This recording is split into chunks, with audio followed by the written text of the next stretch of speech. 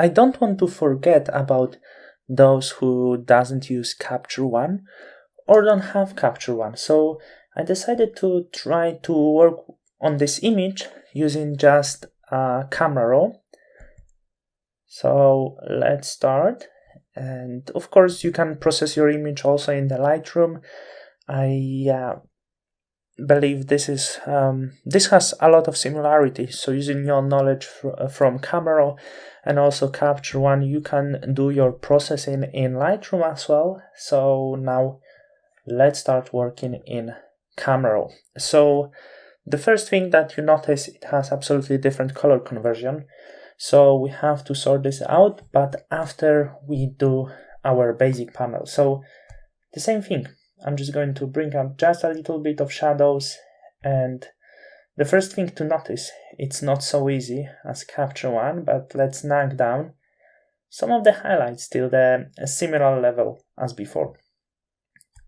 Maybe a little bit more down out of shadows, because as you can see, we don't have that many shadows, so the difference is not really big right now.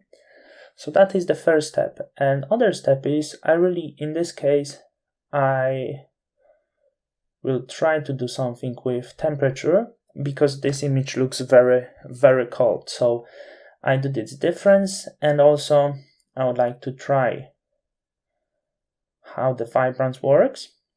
And for the skin tones, it works really nice. To also need other parts, so let's add just a little bit of the hue and saturation, but not too much. That already looks a little bit better, you have to admit. Maybe I'm just going to take down some of the highlights. That was maybe a little bit too much.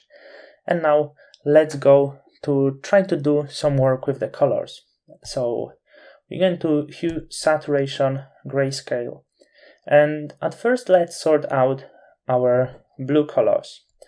So as you remember, I was not going with hue that way, but we can do this similar, adding some hue to the blues and going more into these purple colors. Also about purples, let's go a little bit down to the blues. It doesn't look so strong as we were doing in Capture One, but still it does nice work. And the same also for the greens and yellows. I think for the yellows I was going more into the green side, and the greens, let's go more into yellows, and it does going to give us really nice effect. So let's have a look now, before, after. This image is getting a little bit more sense. So favorite part, let's go into the saturation of these colors. I'm going to add saturation to most of them, like for sure greens, yellows. I don't want to add too much. Maybe I could try with oranges just a little bit for in the face, and also blues and purples. That must be for more saturation. And let's have a look. And this image actually getting there where I was close in Capture One. So like that's huge difference right now. So like don't think that if you don't really work in Capture One, you cannot achieve the things that the same things, similar things in Camera Raw. It requires a little bit more work maybe, because first you have to sort out the colors that exist on the image, you have to improve them, but this image already looking quite well, and that would be really great starting point for us. And also we could do split tuning for highlights and shadows over here. I would try to start with shadows, and let's try with the blues that we have over here, and let's saturate our shadows.